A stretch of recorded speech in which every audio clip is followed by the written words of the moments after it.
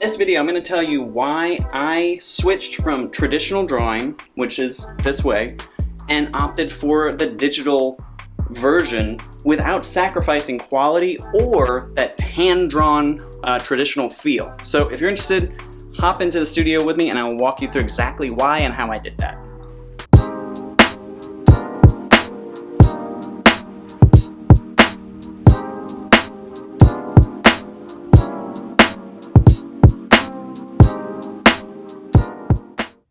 If you're anything like me, digital drawing with the iPad just didn't seem quite like the real deal, especially when they first came out. The pencils and all the different apps that there were, I never saw the iPad as a real drawing tool until fairly recently, actually, or actually this year.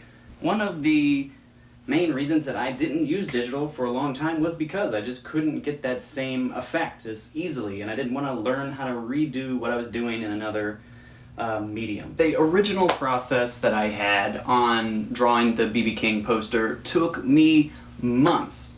And that doesn't mean that any drawing I do right now doesn't still take time, but it required me to get paper put together. I had to find the pictures that I wanted to do, print them out, put them together on like a collage, and then I used an overhead projector to project it onto the paper, which inherently adds some rounding to it, so even then you're tracing and you're still not getting a one-to-one kind of good overlay. And then on top of that, then I had to go draw and hunch over tables forever, trying to get things perfectly, and I still couldn't quite get what I was wanting to do, right? I couldn't easily manipulate the different edges or things that I wanted, and if I messed up, erasing was almost impossible because of the dark pencils that I was using to get the dark blacks that you saw in there. And they're still not even that black, but that process of traditionally drawing, especially a poster, was very tedious, very time intensive, and at the end the result still isn't 100% what I was wanting. Right? And it was difficult to get proportions and have everything cleanly done. Switching over to a digital medium, specifically using an iPad, has changed the game, especially for me in a super tight space now. My studio is just this small office. It's probably 10 by 8. I don't have room for a big table or any kind of big drawing setup that I can leave out all the time. It's completely changed the game on what I've been doing, and like I said, has not offered any kind of downsides to getting what I want it to look like in terms of traditional medium. I'm going to dig into some of the ways that I'm doing that, and hopefully it'll give you a little bit more inspiration to switch over to the dark side. So here is the Procreate app, and here is a picture that I am currently drawing. As you can see here, it's pretty high fidelity, and this, you can see zooming in pretty high, that there's not any pixelation, right? There's nothing in here that, it looks like I drew it with a pencil, and that is the first tip that I have here. So after looking through a lot of different videos of different artists, and some of my, maybe you're familiar with the Stranger Things, Kyle Lambert, I actually got this tip from him. So if you go to in Procreate, I'll look at my canvas information and I'll look at the dimensions. My dimensions are 6608 by 9500, and that is gigantic, right? That is pretty big for a picture to be drawn in, and I'm using an iPad Air, so I'm only limited to what I can do on here, but the bigger the picture is on the iPad, the higher you can zoom in, and you can see that's pretty high. If I were drawing this picture, I wouldn't get much bigger than that in real life, and it looks like I'm drawing on the paper. So that is the first kind of change here too, right? I don't need this big, huge paper set up with a desk and everything, I can just create the pixel size that I need and zoom in as far as I want. The other benefit here too is I'm just drawing like I would normally draw, right? I did an outline and I'm doing the tone. I just separated those just so I can see what I'm doing, but I'm still drawing on one layer. I'm drawing all the tone on one layer like I would normally be doing in any other drawing. And the key thing here, however, that I am using is, if we go to pencils, I'm doing the sketching pencils and I'm using the 6B pencil to draw all of this with black ink or color from the palette. And then you can see here, looks just like a pencil. If I zoom in, still a little pixelated, but looks like a pencil. And the beauty of all of this is, if I do mess up, I can just double tap with 2 fingers and that's erased, right? I don't even need to pull up the eraser. If I want to, I can, but I don't even need to. And now, to recreate the other kind of critical part that I was trying to figure out when I moved into the digital spaces, like how do I get all that clean blending that I used to do with, you know, the paper towels and the blending stumps and all that.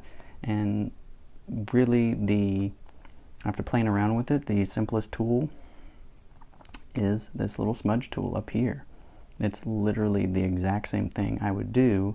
So I'm just putting, you know, paper, and it's pressure sensitive, or, you know, lead, taking this and blending it just like I would normally do if I had put, you know, any kind of lead on the paper and I was using a napkin. And with those techniques, I've been able to move so much faster and also get the exact same look and feel as a regular traditional pencil. And I have loved every minute of it, and I can just go in and focus on very tight spots.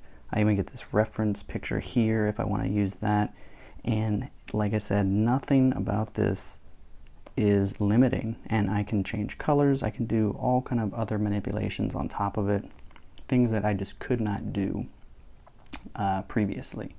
And to kind of go back here just a second to initially what I was talking about with, you know, the overhead projector. And so when you're projecting the picture and you're doing the outlines to get, you know, the perfect proportions, it's a lot easier to have your drawing here, create an outline layer, go over it like you would normally do, turn that off, and then you have a perfect outline that you don't have to worry about any distortion with, and it works beautifully. So those are the things that have really stood out to me.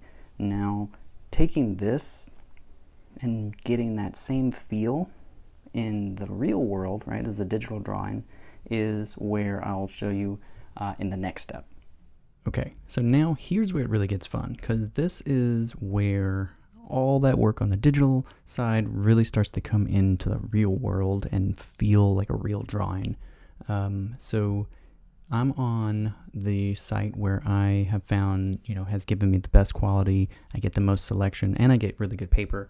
And that is at whitewall.com. I highly recommend this site. It's got the, you know, the best kind of interface, the best visuals for kind of seeing what things are going to look like, and the most options that I've seen. This particular one is out of Germany, I believe, but it takes no time at all to get anything shipped over here. So let's dive into the paper that I use, because that's really what brings all this to life. I have an account here.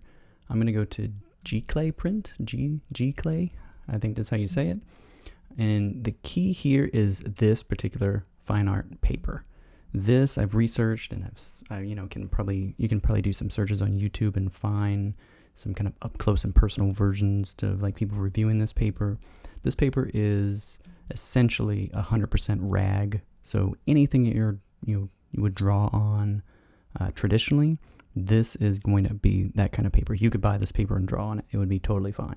So taking a digital print that looks like you've hand drawn it, printing it onto this paper, it's almost indistinguishable. This is the secret sauce as far as how do I take the digital and make it look traditional. It's by printing this out and doing it. It's super easy on here. I just go in here, I have upload photos. I'll just go into my account already. You can see my previous print. There it is. It's just a JPEG, about 22 megs. I just uploaded this directly from the iPad, and then I go to create wall print. I think it does some kind of automatic setting, which I'm not sure why, but you can go to change the paper here. Might have to reset some of these, but this is, you know, you can kind of look at it all sides if you're going to print it on any different types of medium. I think I have a few saved templates, but in either case, it is super easy. You can pick any of the different sizes, formats, and whatever you want to do. It is a little pricier for this particular paper, so you know, just kind of keep that in mind when you're going to sell them. You do need to make a profit off of them, but overall, these look, it just looks amazing. And I'm not sure why it's not letting me choose that, but this is where everything kind of comes together. And yeah, so back to me at the chair. So there you go. That's my process from start to finish, and why I am never going back to drawing huge posters or anything large like that in a traditional manner again, unless I get a lot of money for it maybe. But that is it. That's start to finish why I will not do that anymore, and why the iPad is my new go-to. So would love to hear your feedback. If you have any, what's your experience with drawing digitally? Have you had any kind of, you know, major disasters or anything like that that you just will never go with the drawing digitally? You know, maybe you had a bad experience like I did initially, and that's why you haven't tried it yet. Would love to hear in the comments what you think about this process, and if you do try it out, let me know. I'd love to see your results too. Like I said, I'm thrilled with what I'm getting. Would love to see if that has helped anyone else, and subscribe to the channel if you haven't already, because I'm going to be releasing even more videos going through some of my process and just kind of documenting some more of the things that I'm working on and would love to share with you. So thanks for watching. I'll see you in the next one.